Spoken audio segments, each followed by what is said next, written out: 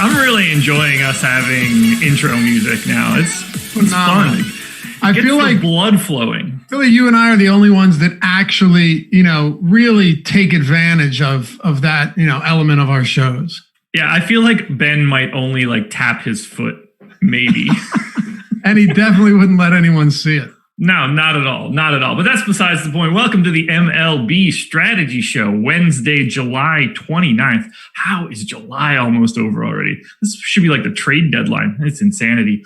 I am Josh Engleman. Joining me, Dave Loughran. We've got a 9-gamer. And Laffy, stop me if you've heard this before. Alex Baker won a tournament and won $50,000.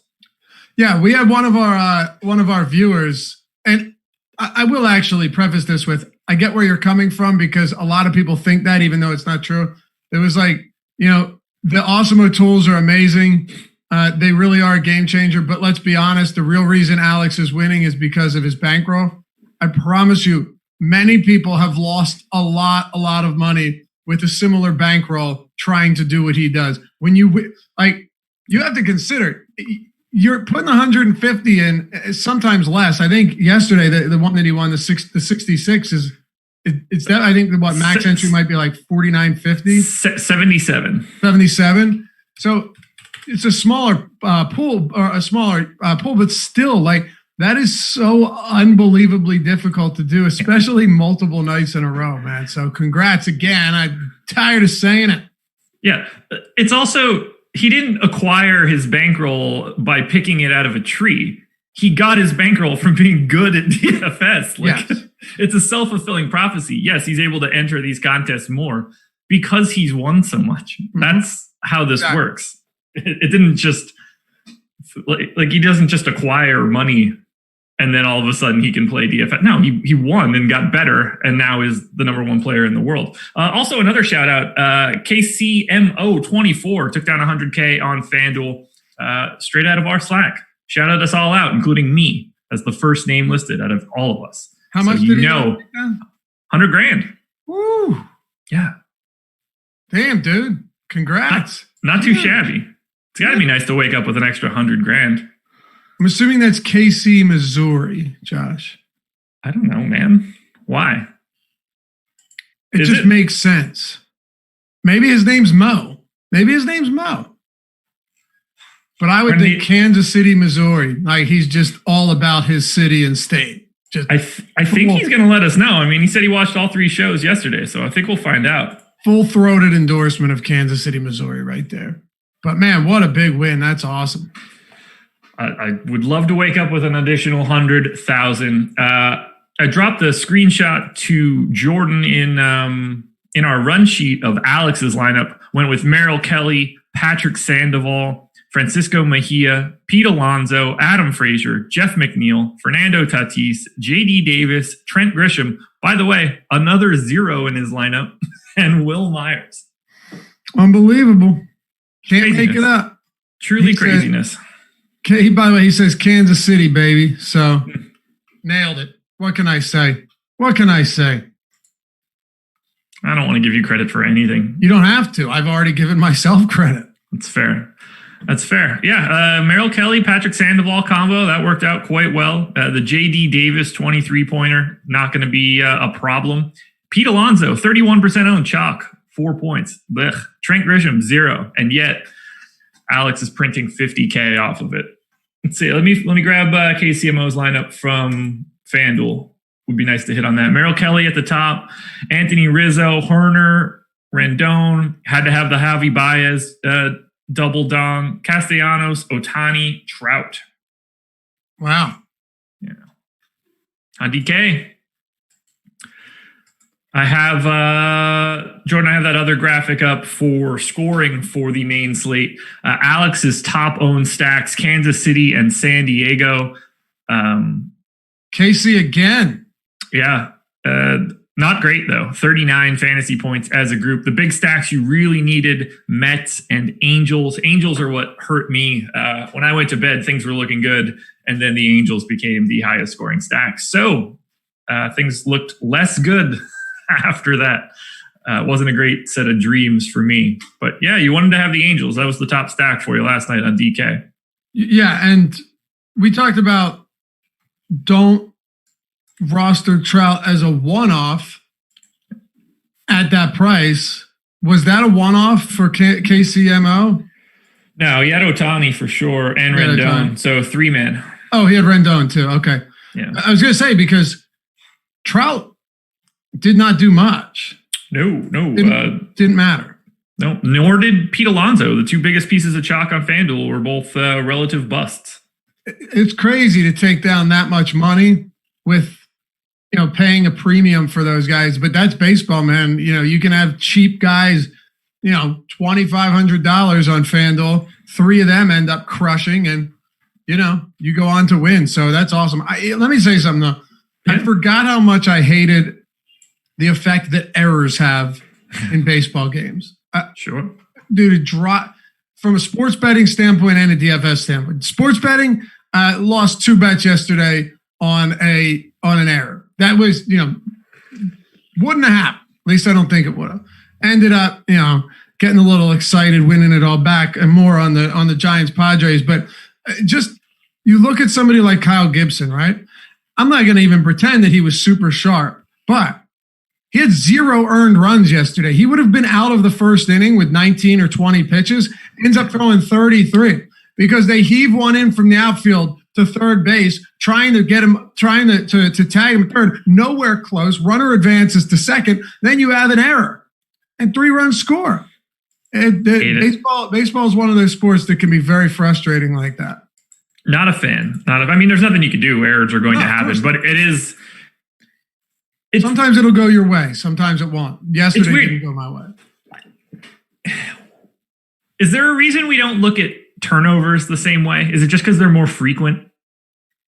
For basketball. No, would you say the errors are like interceptions? It's not in terms of your mind? Errors are worse than interception. It's because they don't cost as much. A turnover in basketball, the worst it can do is go 3 points the other way, right? Yeah. Which in the grand scheme of things isn't much. An error in baseball can end up being like 7-8 runs if you can't put out the flames. It's true. That's why it's frustrating. Like the error, it was a 0-0 game yesterday in Texas.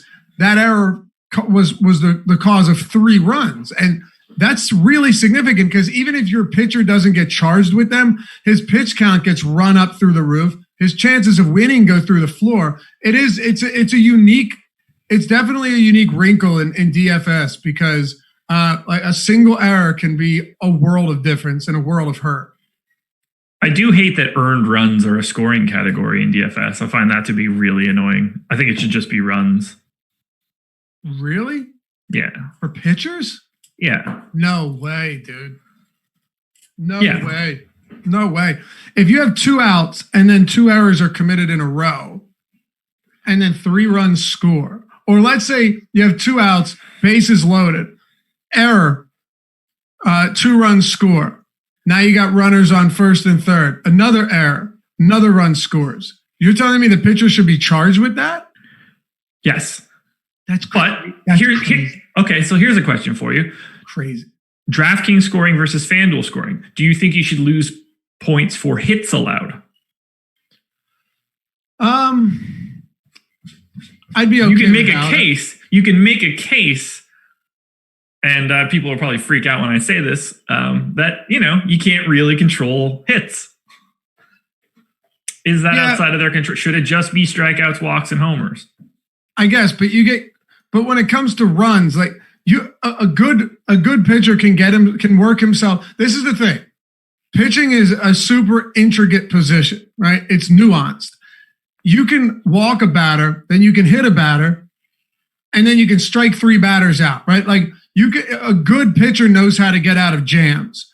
So if you load the bases, not looking great, but you have 2 outs, and then you get an infield fly, easy catch, 99%er, and they drop it, that's not on you, and it shouldn't be on you.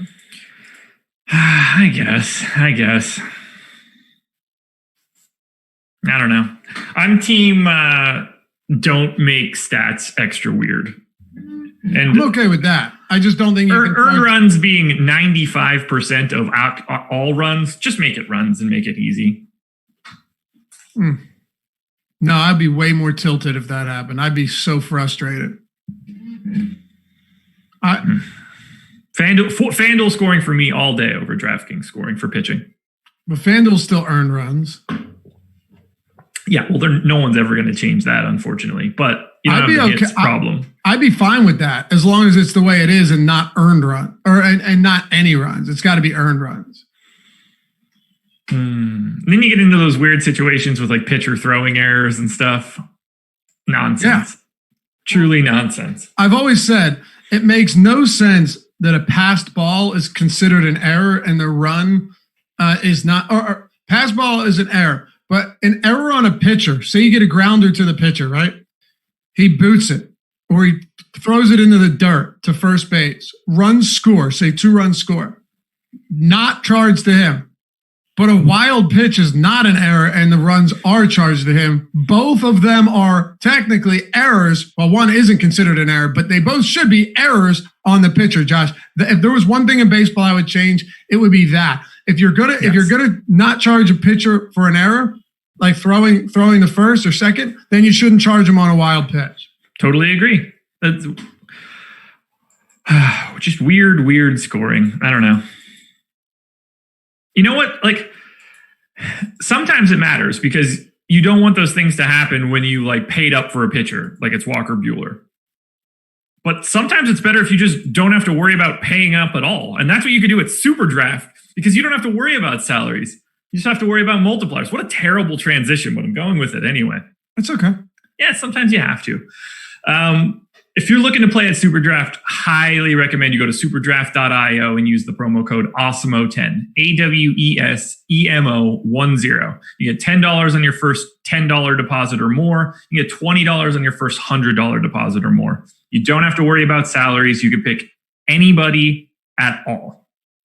So, from top to bottom, you could load your lineup with studs. They just might not have particularly high multipliers or any multiplier. Guy like Mike Trout's going to be a 1x guy. If he scores 10 fantasy points, you get 10 fantasy points. But you could roster someone with 1.4, 1.5x. That guy goes for 2 home runs and you're going to have 50, 60 fantasy points just because of that multiplier. You cannot beat it. You could do this for baseball. Basketball's back tomorrow. PGA, NASCAR, MMA. The list goes on and on. Go to superdraft.io, download the app in the App Store. SuperDraft, no limits, more winning.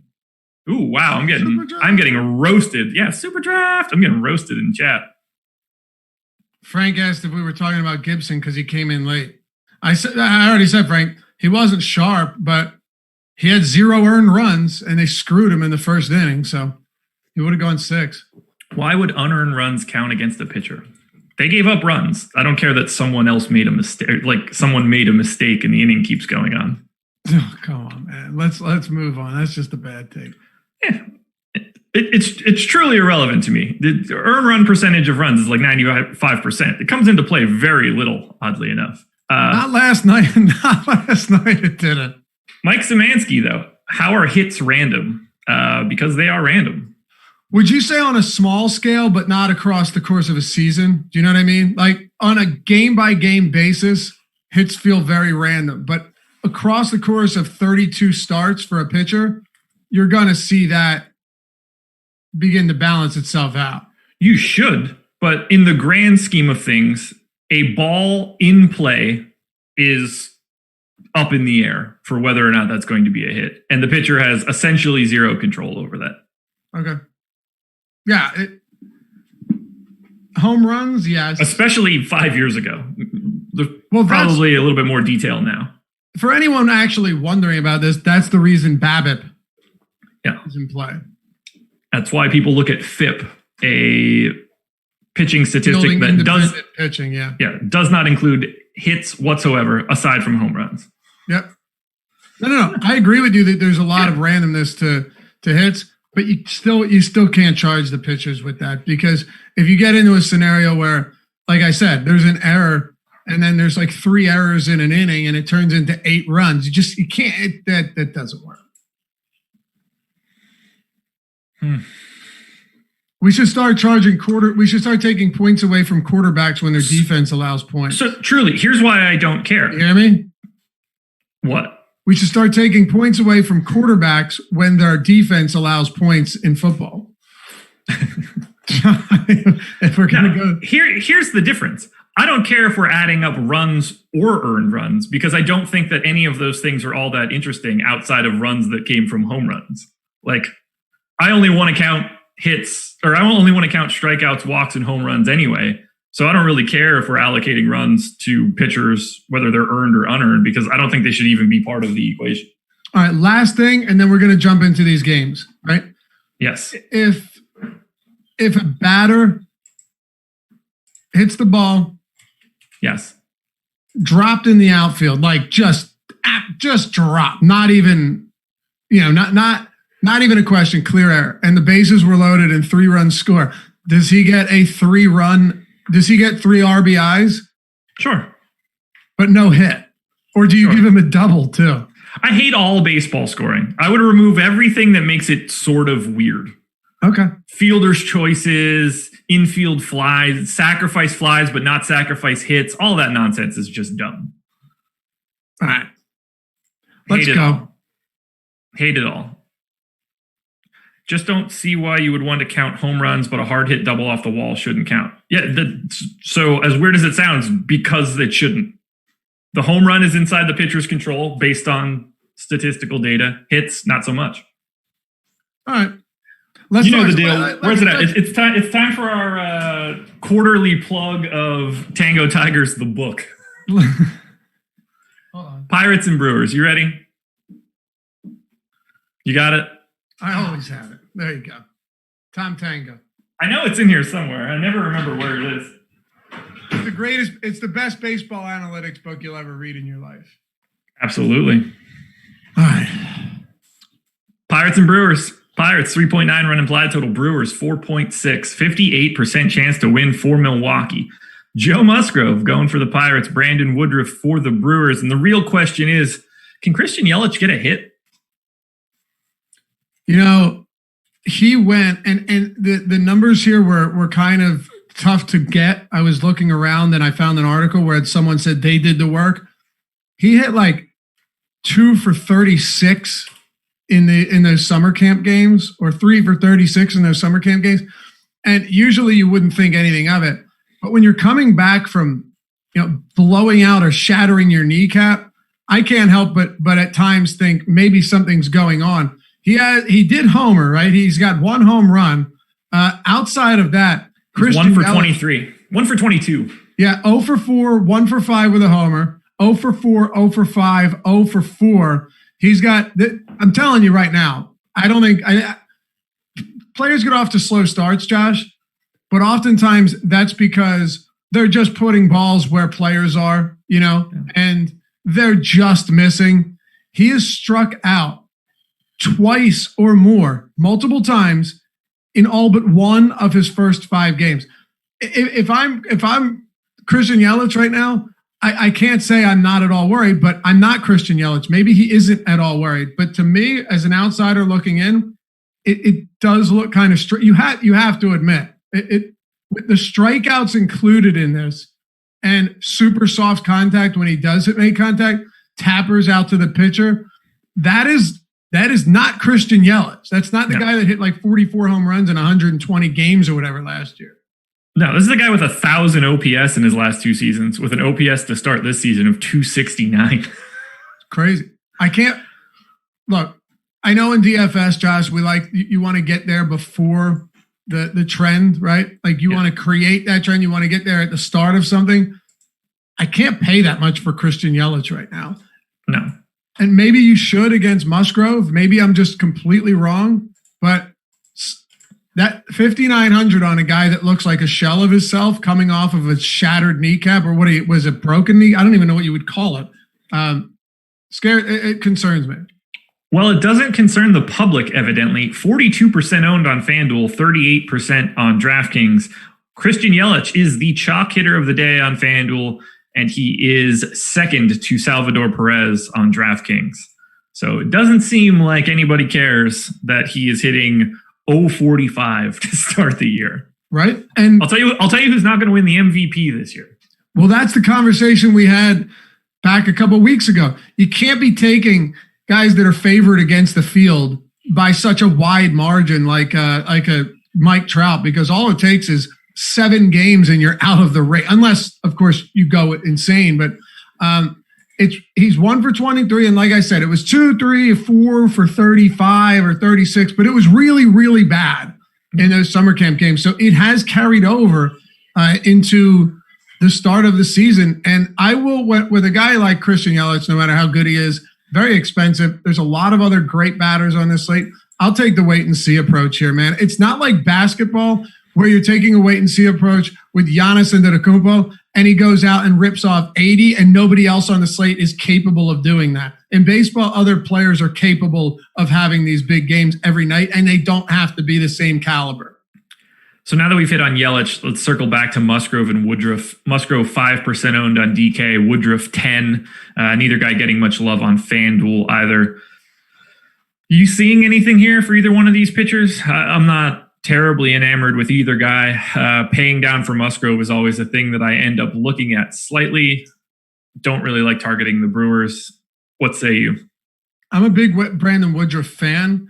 I love that he has legitimately, I wouldn't go as far as to say elite, but well above average strikeout stuff. 29% K rate last year. Now, the thing is, he is striking lefties and righties. At least last season, he faced around 250 each, 232 lefties, 261 righties. He struck them both out at 29%. I love seeing pitchers that are capable of coming out and not just relying on one-handedness, because it makes your life a little bit easier when you're facing teams that know how to mix it up in the lineup, and that's something the Pirates know how to do. Now, the Pirates are not a team that's going to strike out in an exceedingly high clip, and that's obviously the biggest concern here. So then it comes down to what's Brandon Woodruff's price. 8,100, it's fair. I don't think you need to go there. But the one thing I do like about him, even given that it's not a high K team for the Pirates, is I feel like he's probably going to give us a pretty high floor all season long. He does have good strikeout stuff. He gets a lot of swings and misses. I don't think it's the worst play here, but if he was in the 7Ks, like 72, 7,300, I'd have probably a lot more Woodruff. But there's another pitcher right below him that we'll get to later that I like more. Yeah, I just don't see either one of these guys as essentials. I really don't like taking pitchers against Pittsburgh unless there's some sort of like dramatic discount going on. That we're not really getting that today. So I don't get the sense that I'm going to be going to anything from a pitching perspective. I like the Brewers. They're my 6th overall stack on FanDuel, 7th according to value. Problem is 15% aggregate ownership. Yelich at 42, Keston Hiura 28% on FanDuel. Eric Sogard in double digits. Ryan Braun in double digits. They're both on double digits on DK. Omar Narvaez in double digits on DraftKings. Seems like the Brewers are already there, but I don't like, Pittsburgh's not a great park for offense. Musgrove's prone to get blown up. At least he is anytime that I roster him. I feel like this is more mini stacks or one-offs for the Brewers than me getting to full team stacks. I'm with you. Look, PNC Park didn't really limit runs at all yesterday. You saw 14, a couple of them on an error, obviously. But Joe Musgrove is the type of guy that's the bane of my existence. He's a control pitcher.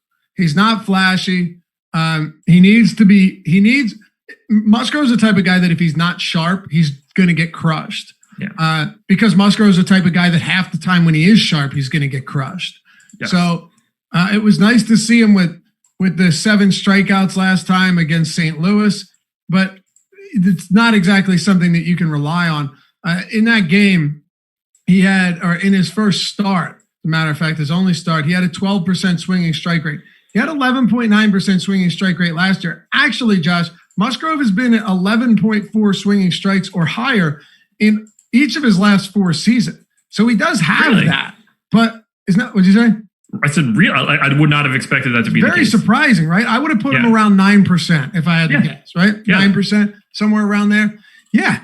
11.4, 11.6, 11.9. That's, I'm sorry, last 3 seasons because I was counting this last start as one. Sure. But it is surprising to me.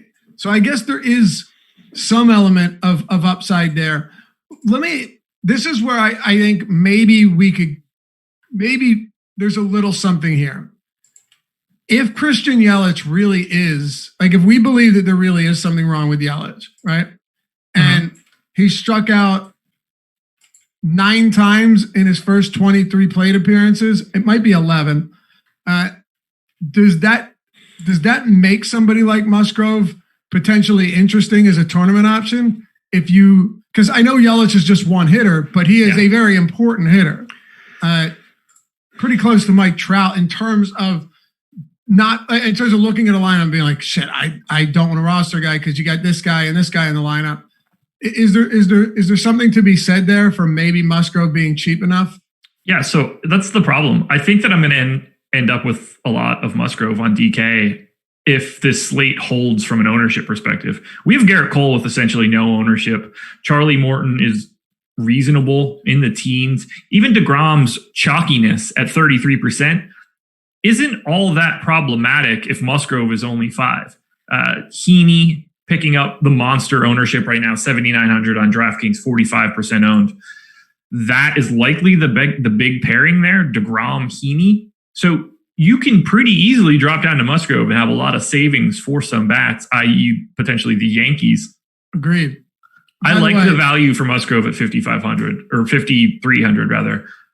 It's never going to feel good, but I think it has to happen. This is why he's the bane of my existence. You too, and Adam all the time too, because he's always priced so low, and he's always, the metrics always I suggest that he's just good enough to play at that price. By the way, Alex DM'd me. He said that we were having an issue with the ownership because the Yankees were originally slated to play the Phillies, and now they're playing the Baltimore Orioles, so it's doing something there. I think he might have got it squared up. Not sure yet, but keep an eye out if anything changes. Okay, I will keep an eye as we move forward. Looks like he ran it again, so let me dump that in there quickly just to check it out. Doesn't look like it's changing anything all that much from what I had in there previous. Yeah, the Brewers still pretty chalky. Musgrove not really owned. So nothing has changed in that regard. Yeah, look, I like him as a pay down option. It's not fun. And at some point in time, I assume Christian Yelich will go back to being Christian Yelich, and well, he'll tattoo Joe Musgrove. Yeah, but if he doesn't go back to Christian Yelich today, then there's an argument to be made for Musgrove. Even if he does, there are a decent amount of strikeouts in this Brewers lineup and it's a good pitcher's park, so you could do worse for sure. Like yesterday and the day before. I'm assuming you don't have any real interest in the Pirates. No. Okay. I don't. I have a lot of respect for Brandon Woodruff. He might not be a top pitching option today, but he's still a very good pitcher. So do you have a favorite bat in this game? It's got to be coming against Musgrove. Normally, I would love Christian Yelich. Sure. Against Musgrove, a guy that has struggled with opposite-handed power. Man, there's a lot to like there. I don't think I can do it though because of the price. I don't know. Maybe Justin Smoke at 3,800. If he's projected, he's batting cleanup. That is the answer. That would be fine for me. There you go. We're in agreement there. Moving it along. Braves and Rays. I can't type today. 4.4 run implied total for the Braves, 4.1 for the Rays, 54% chance to win for Atlanta. Mike Soroka going for the Braves. Charlie Morton for the Rays. Morton 13% owned on FanDuel at 9,400. He's 20% owned at 10.8 on DK. Soroka picking up some love too, 8% on FanDuel, 15% on DraftKings. I prefer Morton to Soroka in this spot. I'd like to go to a little bit more Soroka. He just doesn't have the stuff that I'm looking for in a DFS space because this Rays lineup Ks a lot. I just don't know if Soroka's the guy that can capitalize on that. The problem with Morton for me is that I would rather have Cole and DeGrom. And at that point in time, if he's already 20% owned, I don't think I'm going to get there. So I'm in more of a fade Charlie Morton spot here. Where are you leaning for pitching? I just wanted to say real quick to kind of put an exclamation point on our Musgrove conversation. I'm looking at it now. He was even better than I thought against righties last year. 25% K rate, 287 WOBA, 149 ISO. Lefties demolished him for a 334, with 219 ISO and 1.3 home runs almost 1.3 home runs per nine. So want to get that out there because if we do end up seeing a lot of righties in this lineup, which is actually possible, I think you could see 5 or 6. Then Musgrove becomes a lot more appealing, especially if we don't think Yelich is healthy. So it sucks, but I keep having interest there. Okay. Morton and Soroka, you're right, first of all, that Tampa Bay is going to strike out at a pretty high clip. The problem is Soroka's not the guy to strike them out at a high clip. He is a pitcher. He is very good, but he is never someone I'm willing to pay up for. It's just the way it is. I can't justify paying up for Mike Soroka, who had last year a 14.7% strikeout rate against lefties, crazy low. 24% against righties, but my expectation here is that he's going to see his fair share of lefties, probably 1, 2, 3, 4 or 5 lefties.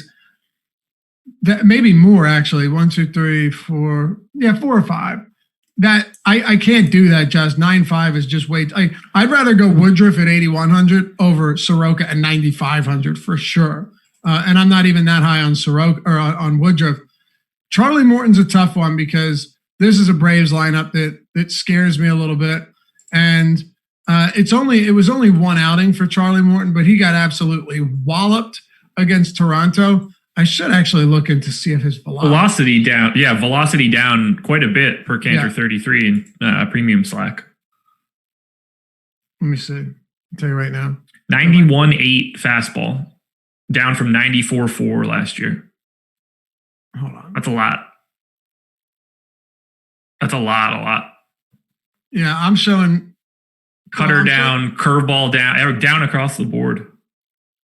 Well, I mean, you would want if your fastball velocity is down.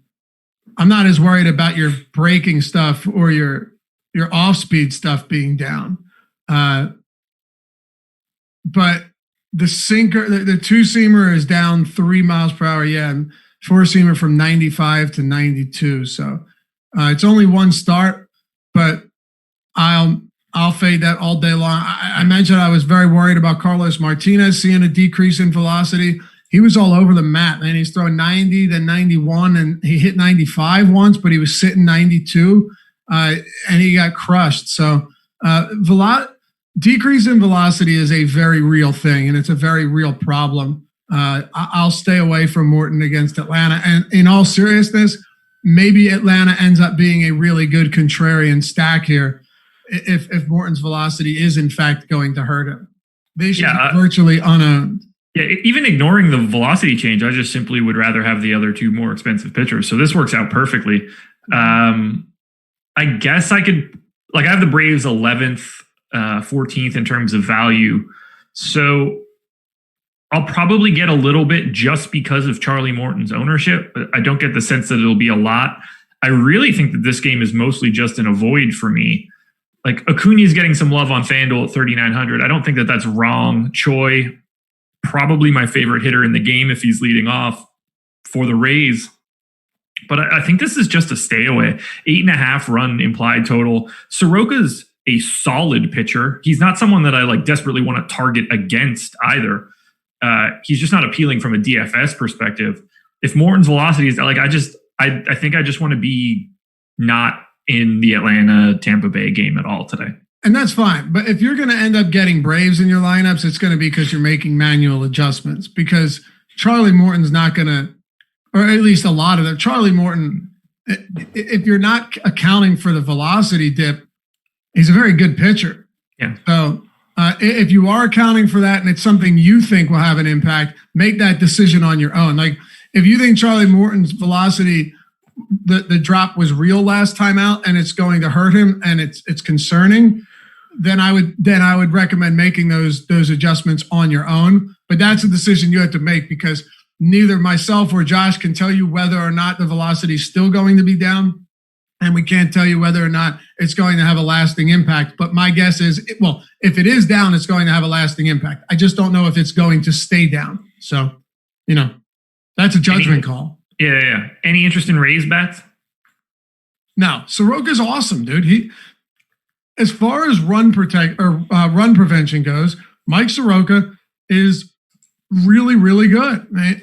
He's really, really good, particularly against righties. He allowed a .078 ISO to them last year, 235 WOBA, a sub-1 whip with a 335 xFIP.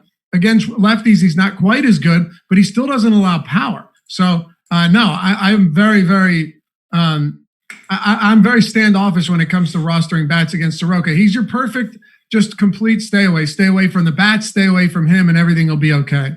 Yeah, we're on the same page. This is one offset best for me. If Morton's ownership climbs, getting against the other side of that, I think, is viable. But otherwise, there are better spots. Too many games with a total 5 or higher that are going to look better than these sub 4.5 teams. Yeah, I'm with you. Tigers. I'm a sucker when it comes to trying to find like deficiencies in pitchers that nobody's really paying attention to, and trying to hit on that, because that's when really big nights can happen for anybody, So do you like just fading Morton more, or fading and stacking against him? Well, what's Morton's ownership looking like? 20 on DK right now. It's absurd. Well, definitely fading Morton. Okay.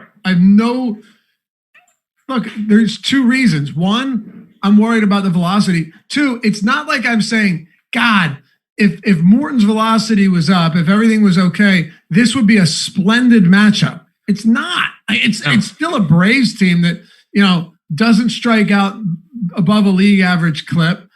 They've got a couple guys that are going to strike out, but not a lot, man. Ronald Acuna is a filthy hitter. Freddie Freeman is one of the most disciplined hitters out there. Sure, Adams will strike out, but Osuna, Swanson, like top to bottom, man, this is not a lineup you want to go up against. So I actually have a little bit of interest in sprinkling some Atlanta in, but it would be strictly stacks. I don't really have a ton of interest in one-offing them because this stacking them is under the assumption that Morton really has some issues and he's going to get blown up. We're on the same page. One offs at best. Matt Adams' price slowly climbing. 2,000 2 days ago, up to 2,400 on FanDuel now. But anyway, before we get on the Tigers-Royals game, 512 people in here, 74 likes. Come on, guys. You got to know the drill by now. Thumbs up on your way in the door. Let's get that number to, 125. Easy. Just no-brainer. Hit the thumbs up. Happy to be here. Cranking out these strategy shows every morning. Deeper dive coming up later tonight. Live before lock coming up later tonight. And then everything gets squirrely starting tomorrow with basketball back. We're going to be show upon show upon show talking everything we could possibly talk about from start to finish. Yeah. This is going to be very much a channel now, more so than it's been in a while.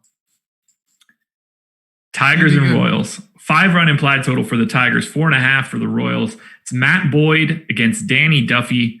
Boyd picking up no ownership, 4% on FanDuel, 1% on DK, where he's 9K. Duffy, no ownership as well. I have some interest in Matt Boyd at 9K. I'd rather go to him over Morton or Soroka or Chris Paddock below him. Chris Paddock below him, I might add, who's 30% owned. And then Danny Duffy, if Rich Hill is going to get a ton of ownership at $100 above him, I like Danny Duffy as a pivot. I don't think that they're all that dissimilar for today. But I think Boyd going essentially unowned is kind of surprising. The Royals aren't a great team to target against, but I think Boyd is good, at least from a DFS perspective. 26% strikeout rate from Steamer this year. What say you? Boyd's a good pitcher. Yeah, no question. He's not a hard thrower, but he's definitely a good pitcher. And one of the reasons for that is the fact that he throws a slider more than a third of the time, has a 21% whiff rate on it. Those are great numbers. It really, if you look at Matt Boyd's pitch mix, he's basically all slider. It was all fastball slider. Yeah, which can get him into some trouble at times. He really around 85% of the time he throws a four seamer or a slider like that. He's almost exclusively two pitches, but it's a very good slider. It's a nasty slider, and it can strike out an inning easily or strike out the side quite easily. So it comes down to the price point on Matt Boyd for me, and I'm just looking at the rest. So he's the fifth highest price behind DeGrom, Cole, Morton, and Soroka. Yeah. If it's a matter of which of those guys, how about this? Which of those guys from 9 and up would I roster him ahead of? DeGrom's expensive. Put it this way: I would roster him over Morton and Soroka because Boyd has a higher ceiling than Soroka and definitely a lower floor. But like in cash, I'd take Soroka over Boyd. But in tournaments, I don't really want Soroka's 16 fantasy points. And without having any faith in Charlie Morton right now, I would stay away from him. First start for Matthew Boyd was tough. It was a great American ballpark. He did give up a home run, only struck out 2. So I wanted to see what his swinging strike rate was because Matthew Boyd only striking out 2 is a little strange, Josh. It's only one start though. I got to take it with a grain of salt. Yeah, you don't want to read too much into it, but it is something to pay attention to at the very least. 9.1%. Okay. It wasn't like 5%. It wasn't great. Last year was 14. He was just stellar last year on the strikeout front.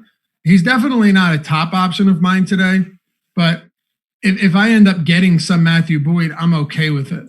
Like I said, I'd much rather have him over Soroka and Charlie Morton, and he's cheaper than both. Yeah, if he is going to be unowned like he is now, I'm going to have just a large multiplier over the field. That doesn't mean I'm going to have like 40% Boyd, but I would happily get to like 15 or 20 if this is going to look like this. The problem is though, he's $600 more than Chris Paddock, who's facing the San Francisco Giants. I'd rather have Boyd because of the stark difference in ownership. Yeah. Yeah, like if I'm playing a cash game, then I'm way more likely to be slotting in Chris Paddock, but I don't think that it should be 30-1 in ownership on DraftKings, Paddock to Boyd. I'd rather just pay the extra $600. 30-7. Boyd showing 7% ownership. Did we just get another update? Oh, I'm sorry. You said FanDuel? My fault. I thought you were talking about DraftKings. Did you say FanDuel? I don't know what I said, man. I have Boyd at 1 on DraftKings. Let me make sure that if there's been another update. Yeah, Boyd, I'm seeing 0.9. Is he Matt Boyd in DraftKings ownership? Matt Boyd. Yeah, of course. Matt Boyd, and then there's Matthew Boyd. Okay, so I think that he's just not pulling through correctly. It's 7% though in our projections. Either way, I would like to be north of that number. Yeah, so he is. And now this should be pulling through correctly. Well, I trust you. Either way, I like Boyd more than the ownership currently, and I like him more than Paddock. Perfectly fine with that. And he is quite a hefty favorite in this game. It's kind of funny to see this. The Tigers have been favored like 3 games this year already. They are minus 129. They have a 5.1 implied total, 4.5 for the Royals. And I'll just get this out of the way now. The one thing I'll say about the Royals, I said about them yesterday and the day before, or a couple of days before, was they're so cheap on DraftKings that people are going to keep playing them. And to some extent, you probably should be. Alex is a testament to that. He's won with Royal stacks in back-to-back nights. And I think one of the Royal stacks wasn't even that great. Yeah. So, they're really cheap. Really, really cheap. Royals are my number 4 stack right now. Number 3 relative to salary. Even the Tigers aren't horrid. Number 9 overall. Number 6 relative to salary. There's so much ownership here. It's insane. Merrifield 25. Soler 41. Mondesi 38. Salvador Perez 52. Even on the Tigers side, CJ Cron 30. Scope 26. Goodrum 22. I want to like this game a little bit, but boy, oh boy, is it going over-owned. Yeah. It's the pricing on it is going to make that happen though, right? Yeah. So. I just don't get it. It's really rough. Danny Duffy, man, is the type of pitcher that will also drive you very nuts. If you decide you want to roster him, he'll go out there and he'll walk 100 batters. If you decide you want to roster guys against him, he'll walk the bases loaded, and then he'll grab a double play and a strikeout. He's super frustrating. Would you put him below average as a pitcher? Because Danny Duffy, when he came into the league, was expected to be well above average. Yeah, he's probably right in that gray area of like, a number 4 starter, basically. Sometimes it plays up a little bit better. Sometimes it looks a little worse. Yeah. 514 xFIP last year. That's not great. I'll put it this way. That's definitely below average. Very much below average. Yeah. So what do we do with this game? How do you want to approach it? If there's this much ownership in Tigers Royals, what's the spot? Because that also makes me like Boyd even more if the Royals are this owned. Yeah, I'm not even surprised to see this. People absolutely love stacking bad teams because they're cheap, Yeah. Are there good alternatives to get away from this is the question. I would assume the answer is yes. And one of the ways to do that is to look at some of the value pitching we've already talked about, and we have more coming up. So, yeah, I think I'm with you in that I don't know how much you really want to get to this game. It's going to be popular though. And in cash, I have no problem with paying up for pitching and then getting some of these guys in there. But mostly the Tiger side, if we're talking cash games, I'd much rather pick on Danny Duffy than Matt Boyd. Oh, for sure. Same page there. This is just a fascinating game. Paying attention to this ownership, I think, is going to be really, really important. If you don't have a premium sub at Awesemo, I think you really should. Today is one of the days where it's going to pay dividends. Seeing the top stack odds in comparison to ownership for games like this, really, really important. I wouldn't be surprised to see Matt Boyd's top pitcher odds be higher than his ownership as well. I think there's going to be a lot of opportunities for either fades or plays of value in this game, just by going against the public. If you're playing large field teams or large field tournaments, rather. Do you have a favorite hitter in this game? The funny thing is I like a lot of these hitters. It's just comparative to their ownership, it makes them a little bit less appealing. Like you just look from top to bottom. CJ Cron is a very interesting one. If he bats cleanup, he's got a good amount of power, especially against left-handed pitching. I like him a lot if he's batted cleanup. He's super cheap. He's the type of guy that can go out there and just completely disappoint, but that's anyone at this point. Perez is still really cheap on DraftKings, 2,600. I still have no issues with that. And Mondesi's another one because if he just gets on base and no matter how, whether it's an error, walk, hit by pitch, or a hit, he's going to try and steal. So it's not a bad spot. It's just what type of ownership are we looking at? But CJ Cron would be my favorite. With you. Cron looks great. 3,200 on DK, 3,100 on FanDuel. It's picking up a little bit of ownership, but it's with reason. 5-run implied total for the Tigers and Danny Duffy on the opposite side. I don't know how you go a different direction. 234 expected ISO from Steamer. It's the highest on the Tigers. It's the second highest in this game. He's just way too cheap. DraftKings pricing in general for this game is just wacky. It's crazy. I mean, 6 of the 9 Royals are under 3K. Those are FanDuel prices. CJ Cron last year had a 310 ISO against lefties, 412 weighted on base average, and a 160 WRC plus. Wow. Yeah, only 143 plate appearances, but still, the point is he's very good against left-handed pitching. Yeah, you have to take a look at him here. I really like him today, yeah. Anything else in Tigers Royals? No, I think we hit on it. The general feeling is more so that it's less about not liking this game and more about just being cognizant of the ownership. But 100%. Really like CJ Cron. You will be more likely to win a tournament today by not really being a part of this from a hitting perspective. Yeah. I don't mind again though, CJ Cron's a perfect example of really cheap. I have no problem just grabbing him in some lineups. It's an awesome spot. So yeah. There's a couple guys I'm fine getting to. if it's not a stack. I mentioned today was a good day for you to check out top stack tools just because of the way the slate's playing out. And if you want to do that, use the promo code RESTART. Get yourself half off an Awesemo Plus subscription. That covers everything. This is an all sports package. $45 for the month. You get NBA, MLB, PGA, NASCAR, MMA, esports. The list goes on and on. You use that promo code RESTART. It's good until August 3rd, but I think you should get in today with NBA coming back tomorrow. And you get that first month for half off. Just enter that promo code as you check out. You can come hang out with us in Premium Slack.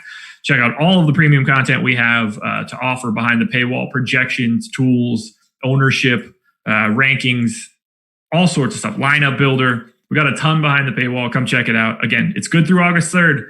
Now's the time to get in, though, with basketball back tomorrow. So come join us with the promo code RESTART. Astros and Dodgers. A little bit of a kerfluffle last night. Yeah, I said it. 4.5 run implied total for the Astros, 5 for the Dodgers. What a horrible word. I saw it recently. 55% chance to win for the Dodgers.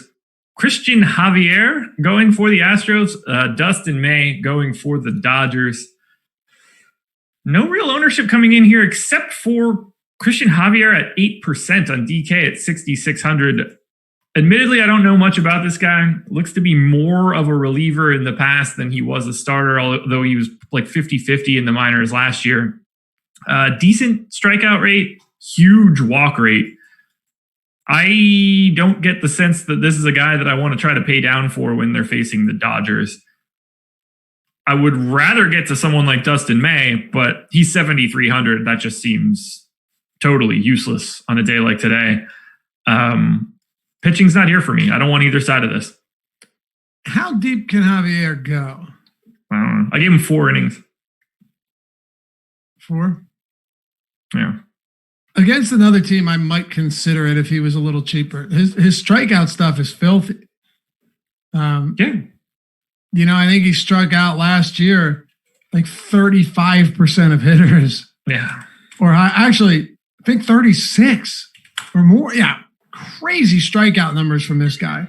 But given that he started, like you said, maybe a little bit more than half of the games, didn't look like he's gone super deep. And it's the Dodgers. It's an easy pass, but it'll be fun to pay. This will be a spot where I pay pretty close attention to what we get out of Christian Javier today. He might end up being somebody that we're rostering for the rest of the season. Now, there's also like Jalen Beeks was another guy who came up, great strikeout stuff and was terrible. Just completely unraveled in his first several starts.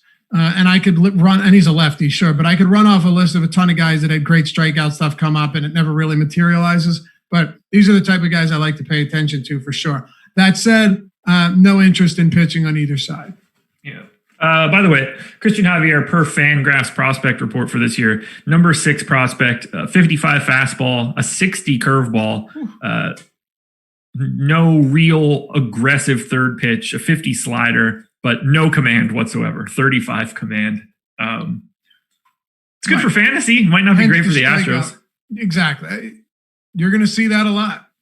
A lot of these guys that have nasty strikeout stuff. And like, what was his walk rate? Oh, 15% or something stupid. It's got to be. 9% last year in AAA, 13.4 in AA. So here's an interesting quote from yesterday. This was RotoWire News. Javier will start Wednesday's game against the Dodgers unless he's needed in relief Tuesday. That makes me think that he can't be going long today. Yeah, you're probably right. Because if you're planning on like starting a guy the next day as a legit starter, I can't imagine you're bringing him in for like mop-up duty to get out of the 6th the day before. And it's just a terrible spot. Yeah. So for me, it's bats. Unfortunately, the public is already there on the Dodgers. 20% aggregate ownership on FanDuel, 18 on DK. They are owned like crazy. They are my number 2 stack in terms of overall and value. So I'll probably end up being a little under the field, but I'm not going to be able to get away from some of these Dodgers bats. There's just too much power and too much talent here. I don't have much interest in the Astros, surprisingly, though. 13th overall stack for me, 16 in terms of value. If I'm getting to anything, it's Dodgers bats, but I think the public's already beating me to it.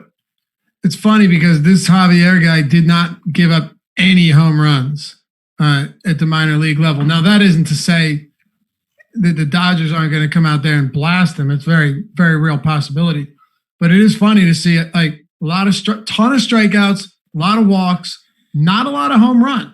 So I guess while he doesn't have command, he might just not miss over the plate a lot and miss. Yeah, people might just be terrified to be in the box because they have no idea what's coming. Right.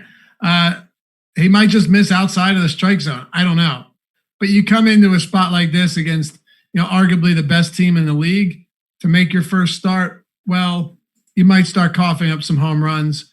As good as he's been at limiting power at the minor league level, this is an entirely different game. My concern, though, here's my prediction, right? He comes out, he strikes out 2 of 3 in the first inning, right? Clean inning, 1, 2, 3. Second inning, walks a batter, hits a pitcher, walks a batter, loads the bases, gives up a single, drives in 2 runs, walks another batter, strikes a batter out, and you just see a whole lot of that until he's out by maybe the 3rd inning. I'm telling you, these type of like archetypes, Josh, that's exactly what you see. They come in, they're super hyped up, their control is nowhere to be found, no command either, and they get a couple strikeouts just because they can throw fire, but that's about it. I wonder what he throws. Like pitch style or speed? No, I guarantee he's got a slider, but I meant his speed. It's 94 mile an hour fastball, 86 mile an hour changeup, 77 mile an hour curveball. Changing curve, no slider. Yeah. I don't know. Sign me up for Dodgers, but I don't know. This is a tough game to break down if ownership really does look like this in the end. He's got a 40% K rate with a 93 mile per hour fastball. And I want to see this dude throw now. At the very least. I bet his curve looks like a slurve. I don't know. I'm excited for it, but that's my guess. He goes out there and just is kind of wild. Any Astros bats for you? Like Bregman's at 22% ownership. That's a big number here. Yeah, it's a big number. He's 5,100 in a not great spot. I wonder if we're going to see any more trying to tag or trying to spike the pitchers, covering the first base, trying to hit batters. It was an interesting one yesterday for sure. If you haven't watched it, go watch those replays. But yeah, Bregman, Correa's 4,200 on DraftKings. Bregman's 51. I don't know. Like, is this one where we think, despite both of these teams being very good, that it's just going to be a run fest? Because my biggest issue with it, and then I'll let you close this game out, is both teams have exceedingly good bullpens, right? Yeah. That is my worry. So if you've got 2 guys in Javier and Dustin May who probably don't go more than 4 innings, right? Maybe May goes 5, sure. I gave him 5 and he's still useless to me. So right. Either way. My issue is once you get to the bullpen, we saw it yesterday, right? Dodgers have a 5-run inning. It was 5-2, I think, in the 5th. And then I don't believe any more runs were scored for the rest of the game because the bullpens just come in and lock everything down. Yeah, that is a pretty big worry here. I don't really see the appeal in going to the Astros in a bad spot when Dustin May is not picking up ownership. There's no double gain here. Like if he's not getting owned, then all I'm doing is taking bats in a tough spot.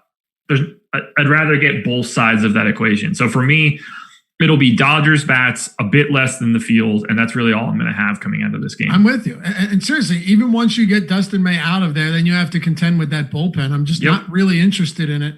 I would be if all these guys were really cheap, but if you want to get Springer and Bregman in there and Altuve, they're all 5K plus. That's really tough, and I don't think I get there either. You're going to talk about one of the high-end guys? Let's do it. I didn't expect to see a number like this for most of the season. Mets, 4.4 run implied total. Red Sox, 3.1. Yes, 3.1. Shocked me. I mentioned it to you this morning too. Jake DeGrom going for the Mets. Nathan Eovaldi going for the Red Sox. Tiny bit of ownership coming into Eovaldi for 6,800. Not terribly surprising, but the guy that we need to pay attention to right now, Jacob DeGrom, 22% owned on FanDuel, 33% on DK, where he's 12K. I do think that that number is going to come down a little bit when Garrett Cole is actually like a part of the ownership run, but that's neither here nor there.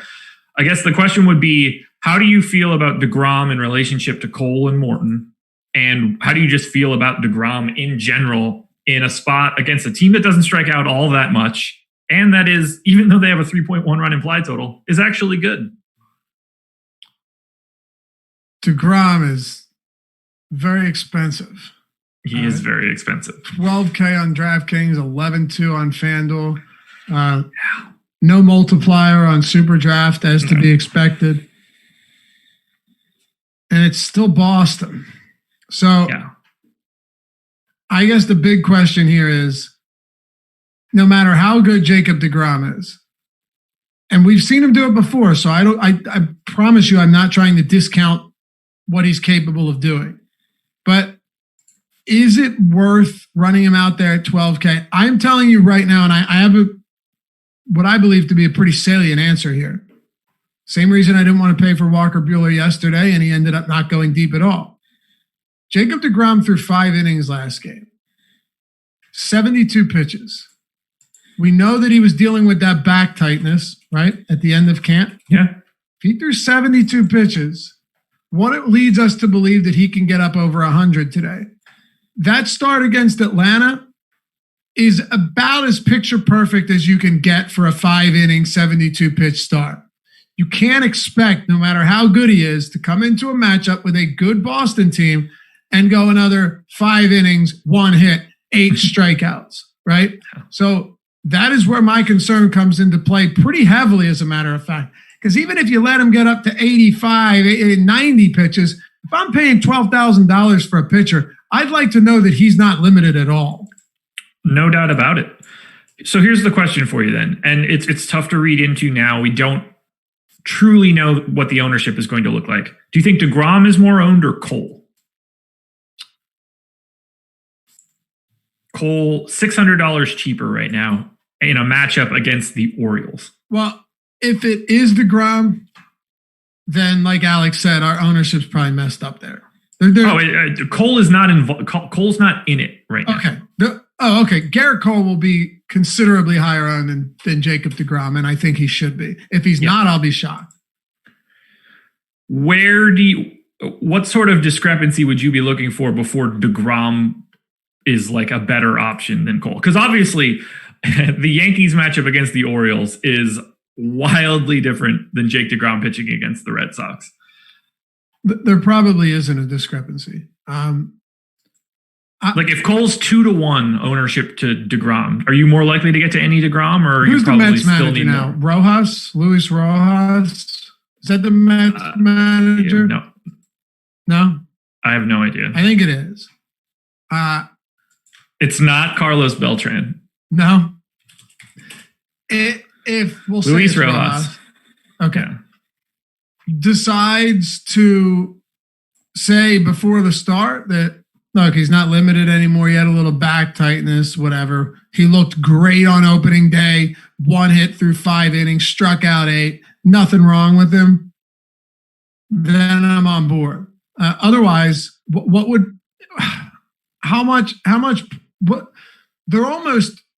they're pretty much as good as each other, right? One of them was leading to win the Cy Young in the NL before the season started, and Garrett Cole was a favorite to win the Cy Young in the AL and to also be the strikeout leader in the AL. DeGrom was actually not projected to be the strikeout leader in the NL. And these are just Vegas odds. It doesn't mean that much heading into the season. But if I'm getting a $600 discount and I'm getting a way better matchup, I don't know, Jess. I'm not really sure there is a discrepancy there. The only advantage DeGrom has here is park, but I know that Garrett Cole shouldn't be limited, although he only threw 75 pitches in his first start. While that happened, he didn't have any injury that we knew about. Like he didn't have that back tightness that DeGrom had. So maybe I'm reading too far into this, but when I'm paying that much for a pitcher, I want to look as far into things as I can.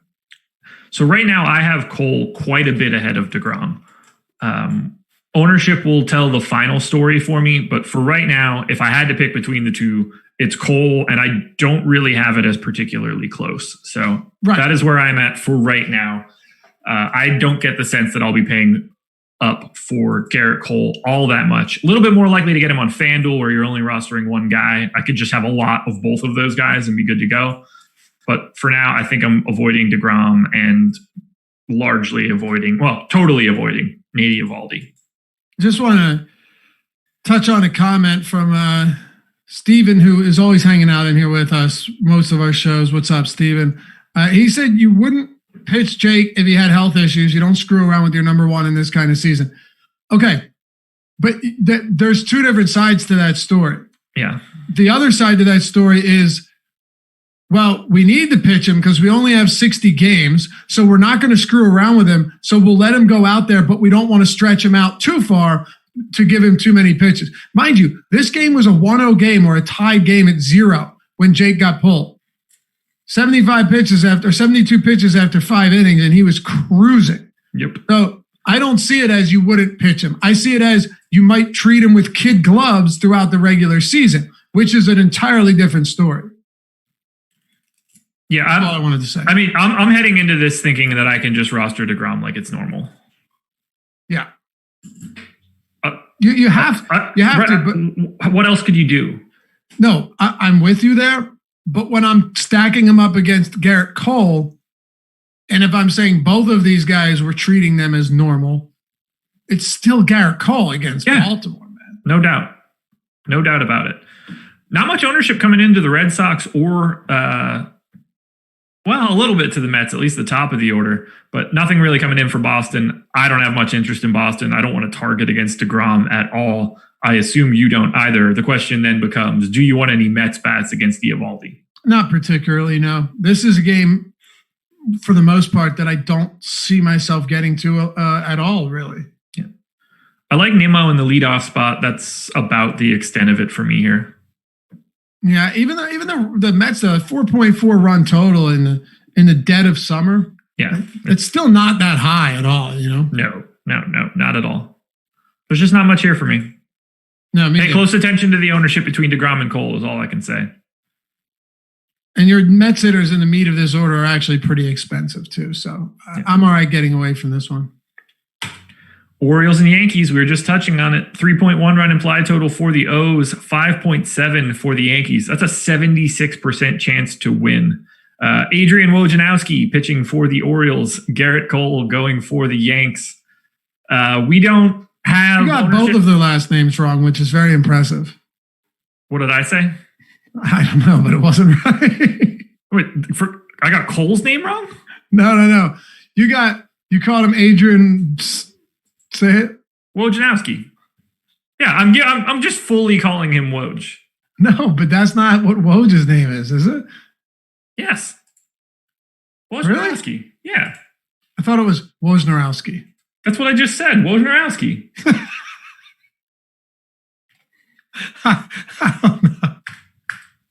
It's not really important. It's not important at all. I'm just busting your balls. You're not rostering whatever Woj is pitching for the Orioles today against the Yankees. I promise you this. We don't have ownership here because this game wasn't supposed to exist the way that it does. So strange how they did this, right? Yeah. So we're waiting on some Fantasy Cruncher updates for that one. For me, Garrett Cole is the best pitcher on the slate. It's not close. The Orioles are a terrible offense. And Garrett Cole is arguably the best pitcher in baseball.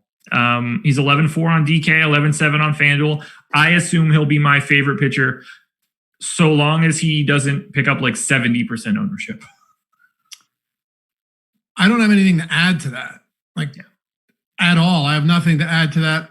Well, the one thing I'll add to it is this. Because, I like to talk, but I think this is pretty pertinent.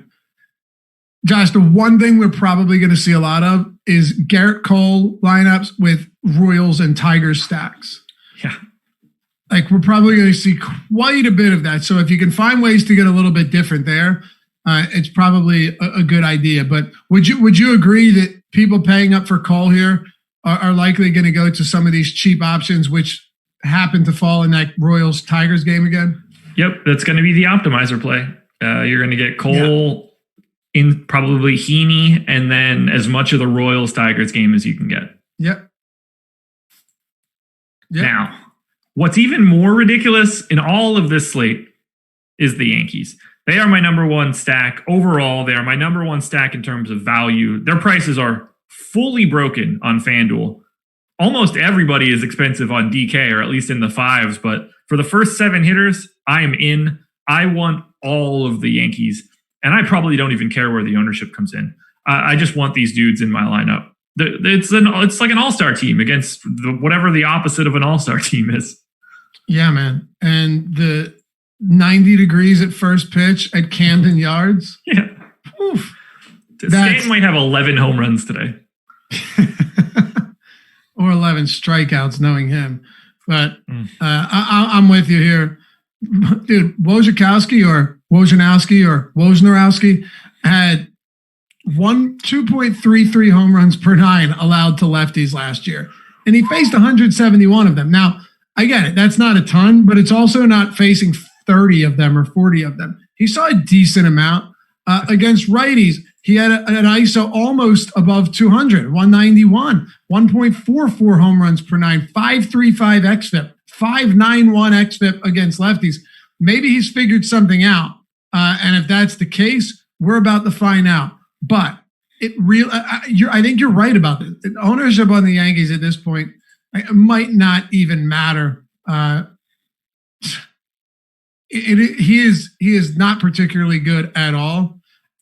Everything I've looked up, I try and read up on all these pitchers making their first starts of the season to see if they have made any adjustments.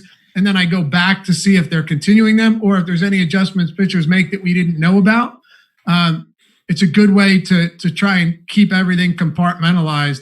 But as for Wojciechowski, Josh, there is nothing at all encouraging about what you see from him last year or heading into this year. If there is, please let me know. Well, I'm very encouraged by stacking the Yankees based on the things that I see, if that helps. Like, for example, he had a 240 X ISO against lefties. Now, when I look at this lineup, I think, oh, well, 7 of these 9 guys are righties. That's really not going to help me out all that much. Well, that's fine because his X ISO is 234 against righties as well. Yep. FIP has Woj projected for FIP. Steamer has Woj's FIP projected at 5.92. That's 2.8 runs higher than Garrett Cole's. It's really not good. No. And even outside of project, his actual xFIP last year was 5.61. Yeah. I want all of the Yankees. All of the Yankees. Real tough to get away from that. I'll get different somewhere else. I actually don't even have anything else on this game because I'm not even going to run through every Yankee bat, and I have no interest in Baltimore bat. This is Garrett Cole and Yankees, and it's going to be popular. But how do I get away from that? The answer is I likely do not. I'm in for everything here. You know what else I would do, Josh? No, I would probably. I don't want to get out of control here because you get excited, you see, but I honestly think 6 runs is too low for the Yankees in this game. Yeah, I mean, like in the grand scheme of things, 45% of the time it's higher than that, and like 20% of the time it's like 9 or more. Yeah, I know. Yeah, I'm just fully in here. Sign me up. So cue the 1-0 Orioles win. Oh, it's now cue the 10-0 Orioles win. It's Cole coming. Bombed Yankees no runs. It's coming. Yeah, but again, I'm willing to take that risk. Yeah, there's not a single thing that I can say negatively about the Yankees here. Prices are great, talent's great. It's all great. Let me close this game with a question to you because we have 3 games left. I want to get through these. Sure. What do you do for pitching if you are stacking the Yankees? I mean, the goal is going to be Cole plus X. Musgrove is probably the leader in the clubhouse for me in that regard right now. They're so expensive. Otherwise, it's like Andrew Heaney, Matt Boyd combos probably get me in a decent spot. Because they're really, really, really expensive. Yeah. Yes, they are. 1, 2, 3, 4, 5, 6. Holy shit. 8 of them are above 5K on DraftKings. Yeah. And I'm not saying all of them will be in the lineup, but they are all insanely expensive. That's good. Yeah, it's not cheap. That much I can tell you. I wonder if it'll push ownership down. It's going to be interesting to see the relationship between the Yankees stacks, Garrett Cole's ownership, and then who ends up as the benefactor for all of that Yankees ownership. Because I think what we might end up seeing, like, I don't know, the Dodgers end up being underowned, or maybe the Angels later on, or the Twins. Like, someone's going to take a haircut because of the Yankees. Probably. Keep it moving. We got 3 games to go. So we're moving at a snail's pace as per usual. Strange. Yeah, I wouldn't have expected that. But just in case you can't like be here and tune in with us, and first and foremost, hit that like button again. We're close to 200. No, we hit the 200 mark, 208. So appreciate you guys. I'm still asking for it, but don't hit the like. Don't hit the like button again, because it will remove the like button, Josh. We don't want to hit the like button again. You can't get double likes. Hit the like button if you haven't hit the like button yet. Yeah, sign up for other accounts in your family's name as well. If you can't join us for these marathon 2-hour strategy shows that Loughran and I put on each morning, I understand that. What you can do is subscribe to our podcast feeds. We used to have just one, and now we have a bunch of them for every single sport. So if you just want MLB, you can subscribe to that one. If you just want basketball, you can subscribe to that one. Football coming up, PGA specifically. What you should do, subscribe to our podcast feeds. Head to iTunes, leave a 5-star review, rate it, leave that 5-star review, and leave either your Twitter handle or your Awesemo Plus username. And you get entered to win an Awesemo Plus monthly pass. You don't really have to do anything, no cost to you whatsoever, other than 10, 15 seconds of your time. And you have a chance to win a monthly pass. You can't beat it.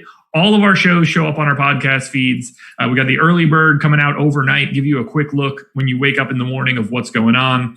Strategy shows are on there. All of the PGA content ends up on the streams. We're going to have NBA shows coming up aggressively starting tomorrow. So all you have to do is sign up and rate and review our podcasts on iTunes. We would appreciate it. Beautifully said. Probably not, but it was definitely said. What? Twins and Cardinals. 5.7 run implied total for the Twins, 4.3 for the Cards. Rich Hill going up against Daniel Ponce de Leon. Dick Hill. Yeah. 21% owned on FanDuel, or on DraftKings right now at 7,200, 7% on FanDuel. How you feeling about Rich Hill mid-tier arm today, getting a little bit of ownership against the Cards? I'm thinking this comes down once Cole's a part of it. The vice president of the International Olympic Committee's name is Dick Pound.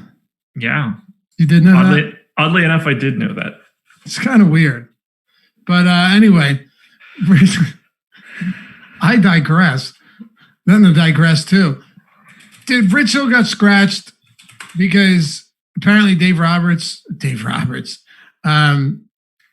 Roberts, because guess what? He's not on the Dodgers anymore. Wanted to give him rest. He's old. Rich Hill pisses me off because I love him. He made me a lot of money in the Boston Red Sox days, because sure. I don't know if anybody remembers this. I'm sure you guys have been playing for a while, will know exactly what I'm talking about. There was a year where Rich Hill was priced at 4,500 for like 4 straight starts, and people still weren't playing him. And he was mowing people down. What's that? Mowing people down. Mowing people down. It was amazing. And yeah, ever since I've loved him, but he can't stay healthy. There's just There's so many issues here, man. Like there's so many problems when it comes to Rich Hill. Number one, what is his pitch count going to be? He was scratched originally, wanted to give him rest. How many innings can he go? Can he stay healthy? Is he going to get another fucking blister? There's so many things that stand out that concern me. So huge Rich Hill fan. Wouldn't be surprised if he punches out 8 batters, but I just don't know if it's worth the risk right now. I have no interest in him whatsoever if he's 21% owned. If that comes down to like 4s and 5s, I'm a little interested, but it's not like I want to target against the Cardinals. I think that's a really good lineup. The spot is just not for me from a Rich Hill perspective. Dick Hill. Dick Mountain, if we're being specific. That is it. You're right. Which is, that might be the funniest thing that's ever happened in baseball. What? That they allowed him to have Mountain on the back of his jersey for the nickname day. Like, that is so anti-baseball. Dude, actually, he's a great guy. Yeah. I love him. Yeah. I love him. Dick Mountain. He's a big favorite, too. The Cardinals do only have 4 points. Maybe, do we have a blind spot here? Are we missing something? His past, is it biasing us? And maybe, should it be? No, I mean, like, so here's the thing. It's not that I don't like him. I just don't like him at 21% ownership if Danny Duffy is 3. Right. And I don't think that 21% holds once this ownership comes in. So, I like him a lot more at, 5 to 10. I just really, even 4.3, it's not like that's some like great spot for Rich Hill. There's just too many red flags as far as I'm concerned. Yeah, and it's not, once again, not a great matchup. No. Speaking of bats, though, Twins are my number 3 overall stack, 4 in Thanks, value. Skylar, by the way. Skylar with the super chat. He said, I've got it pulled up. What's up? I got it pulled up. I'm going to okay, I'll let you do this. I didn't want it to disappear. Go ahead. No, I got it. Should have trusted you. I'm a pro, man. I'm a pro. Twins number 3 stack, Cardinals number 7. If I'm doing anything in this game, it is without question bats. And I want to pay really close attention to the ownership of the Minnesota Twins. Because if the Yankees ownership goes haywire, this is the spot to pivot for me.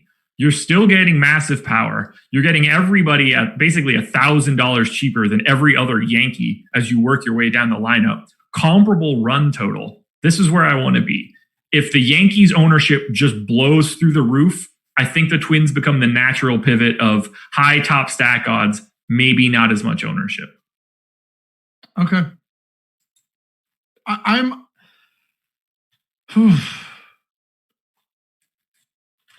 what's the pricing?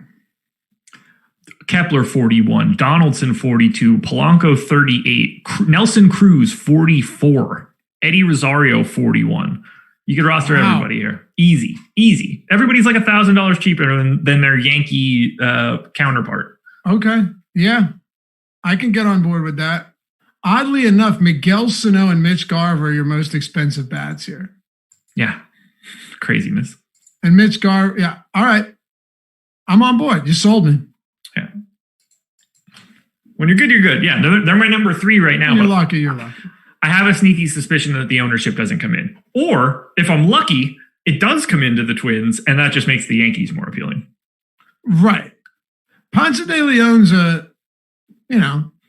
pretty average. I guess. I don't know. What's he sailing around? I don't know where the hell that guy ended up. He strikes lefties out in a pretty outrageous clip, but that's about it. Do you have any interest in the Cardinals bats? Not really, because I still think Rich Hill's a good enough pitcher. Fair. The fastball curveball combination he's got, that high-low combo it works. It works when he's healthy. So no, not really. Do you think they get any love because they're cheap? Only Tommy Edman and Goldschmidt are over 4K on DraftKings. They could. Yeah, I just pulling a couple things up here right now. Righty power plays up a little bit in Minnesota. They're going to have 7 righties. Is it sneaky? Probably.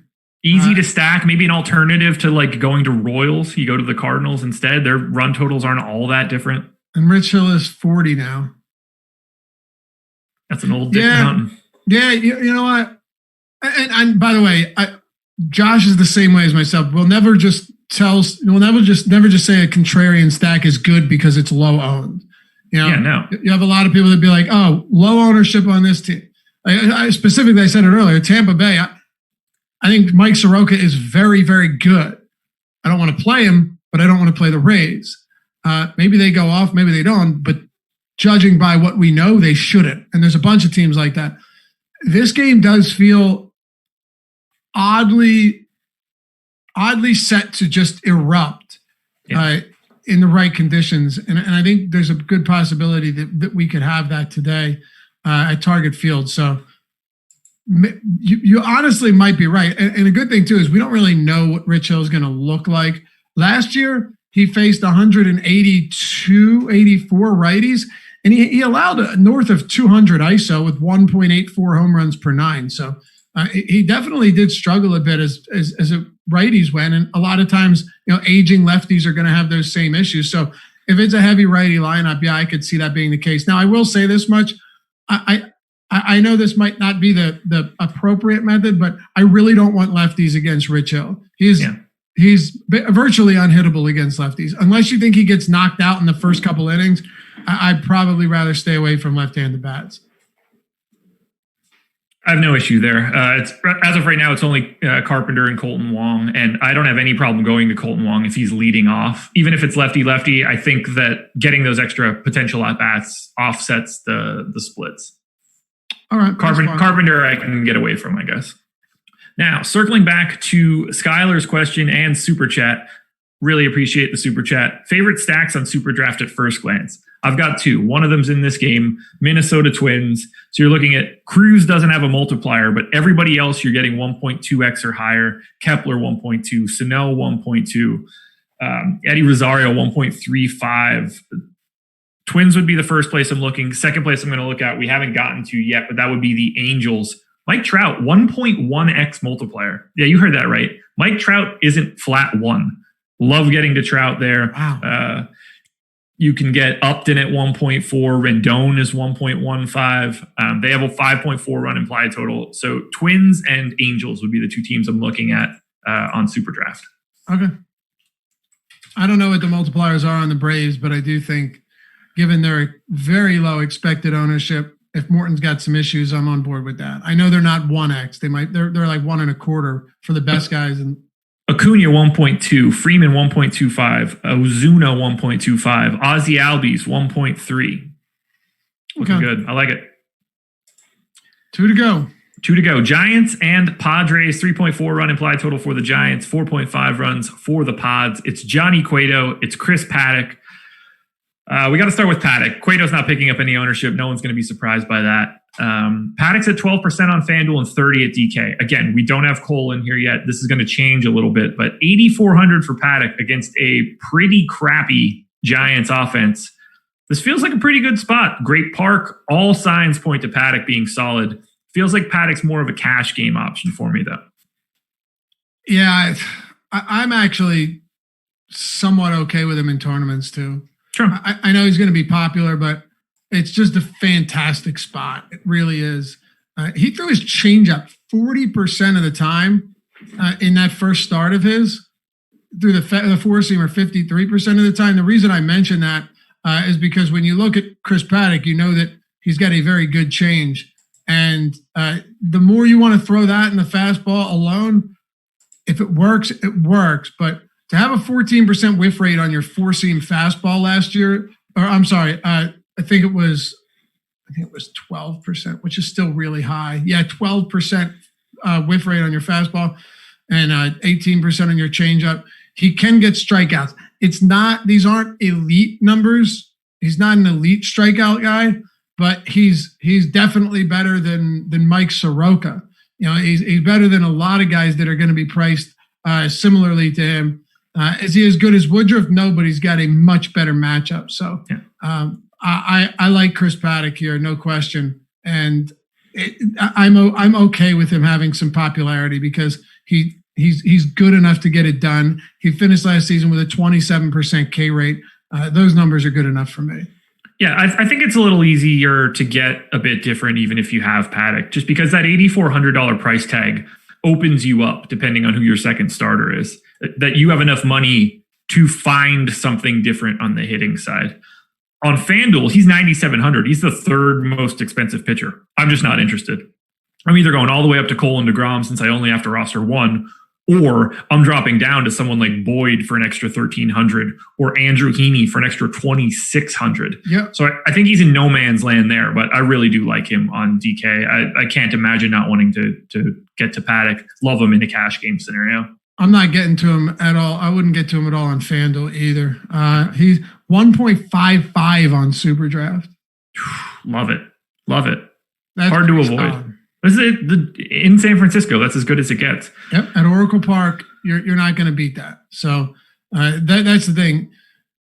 Maybe this Giants team won't have the highest K rate, but they're not going to produce runs. They'll strike out enough, and they don't have the power to hit balls out of Oracle Park. So, it checks most of the boxes, and he's not overpriced on DraftKings or on SuperDraft. I'm in.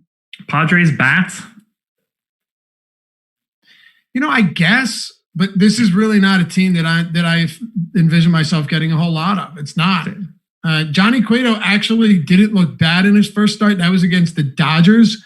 I'm not willing to say that he's totally washed yet. I don't think we're ever going to see, like quality fantasy Cueto again, but I'm not enamored with the San Diego Padres offense. I think they're going to be okay, but I'm putting them probably as a league average mark with a bunch of stretches where they just completely get blanked. So no, I'm not particularly interested in them.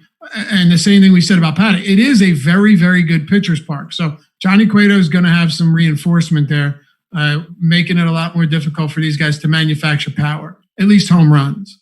Tatis, Grisham, Machado. I like 1, 2, 3, but I don't really like anything else. I don't like the pricing. Nobody's really projecting all that well. Park doesn't help. Paddock is pretty much all I want coming out of this game. That's it for me. And I do like him quite a bit. Okay. Keyboy DFS, thank you so much for the super chat as well. Favorite FanDuel stack. We're going to finish off this Angels-Mariners game, and then I will be giving my top FanDuel stack. So stick around for that, because the Angels are going to come up in that discussion a little bit. Angels, 5.4 run implied total. Mariners, 3.8. It's Andrew Heaney against Justin Dunn. 28% ownership coming to Heaney, where he is 7,100. 43% coming in on DraftKings, where he's 7,900. And I don't think that this has anything to do with Cole not being a part of it. Andrew Heaney and the stuff that Andrew Heaney has is just not being represented by his price. Not only that, he's facing a terrible Mariners offense. 88 aggregate weighted runs created plus. Only one guy projects as better than a league average hitter. Striking out a little bit more than league average. And the real piece of all of this, their aggregate ISO for their projected lineup is 147. They don't even have people in their lineup that can that can pay off a mistake. I love Andrew Heaney here. I am a little bit of an Andrew Heaney truther. Like I like him pretty much always. It is really hard for me to not love him here. Ownership be damned. I'm in for Andrew Heaney. Heaney's got one of the filthiest curveballs in baseball. Yes, he does. I remember going nuts on Twitter last year over his first two starts because this curveball was confusing batters so badly. And then, unfortunately, what happens with a lot of pitchers that have just hard breaking, looping curves that they can manipulate in one way or the other is that batters will start laying off of them and force them to beat them with other stuff. And we've seen that a lot. And then it started happening later in the year where Heaney, early on was crushing, he was cruising, and then the strikeouts kind of dwindled a little bit. He wasn't getting the same numbers on his the same numbers on the curveball as he was before, but it's still a spectacular pitch, and I can't help but come back to him here. Seriously, when I say that curveball is one of the better curveballs in the entire league, I'm serious. It's not hyperbole. No, it's truly fantastic. I can't remember the name of the guy that has the GIFs like overlaid where one's Pitching Ninja. Yeah. Seeing that where people are they're getting the curveball and the fastball from the same arm slot and have no idea what's coming. Phil, I'll go straight it's back. It's just falling off the table. I'm as much of an Andrew Heaney truther as you are, so you're not going to get a different response from me here at all. Okay. Yeah. Well, public's on it too, so I can't disagree. I assume he's going to be a very highly owned cash game pitcher, as he should be, specifically on DK. On FanDuel, you can go either way just because of the price tag. You can't get away from him for 7,900. There's way too much upside in that number. He can break the slate at 7,900. Yeah, you can. Any Mariners bats on the opposite side if he's getting that kind of ownership. Brandon Furlow says, are you guys going to bring up how Andrew Heaney can't get lefties out? I wasn't going to. What? I wasn't going to. No, he... the reason I won't do that is because I don't buy it, to be honest with you. I don't buy it. He faced like 90 lefties last year, but I will, just for the sake of argument. So in 2019, 371 pitches to lefties. He had a 392 WOBA, but a 336 xWOBA. I think there's a little bit more than meets the eye here. There has to be. It's very, very uncommon for any lefty to struggle that much against lefties unless there's something else going on. Yeah. If you add 2018 back into that, it's a 289 xWOBA. Exactly. Okay. So that's what I wanted to get to. So in 2018, he had a 0.081 x ISO, a 238 actual WOBA, and a 0.059 actual ISO to lefties. And I don't know how many pitches he actually threw in these, but 593 in 2018. Okay. And then 17, again, he shut down lefties. Yeah. So no, I don't think 91 pitches against lefties is a minuscule sample size. I can't get there, dude. Anytime you tell me a lefty is that bad against lefties, I want to see a considerable amount of batters faced, because usually it's not true. Yeah. Also, the lefties here are Shed Long, Kyle Seager, J.P. Crawford, and Malik Smith. Yeah. So, not great. I'm good. I'll be completely honest with you. If they decide that he's bad against lefties and want to run more lefties than righties out there, I like him even more. I hope that happens. I hope it brings his ownership down. Yep. I'll like him even more. Yeah. I'll take everything I know about baseball and handedness splits with lefties and take that any day over 91 batters faced in 2019. Yeah, for sure. But look, and again, the advanced stats on those 91 or on those 371 pitches are good. The 330 xWOBA is fine. I don't care at all. It's not that good. A league 330 xWOBA just to left 310 around. Has it dropped that much? Has it really dropped that much? Yeah, last I looked, league average. 313 last year. Okay, so same thing. Even still, I don't care because it's not 392. It's 91 batters, dude. Yeah. If it were actually 392, that's a problem. At 336, I truly don't care. I'm in. I'm full because that's also not that important to me. The fact that he has a 26% strikeout rate and this Mariners team isn't very good, that's what I'm looking for. Okay, so for his career, and mind you, Heaney struggled earlier in his career. He has a 284 WOBA and a 114 ISO against lefties, 285 xWOBA, right? And a 126 x ISO. Very good numbers. You hold any handedness hitter below 300 and, below 170 ISO or so, that's very good. Not a concern. If he gets beat up by lefties, so be it. But that's not my issue.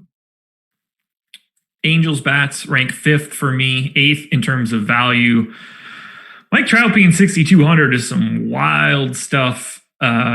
He's still really good. His ownership depends on everything that I will do. If it's high, I won't have him. If it's low, I will. I like Upton. I like Ohtani. I like this Angels team if they're going to have a 5.4 run implied total. I'd like to get here. I think they probably go a little overlooked as well. Yeah, I would think so too. Yesterday, you said they were they think they were the actual top stack. I don't know.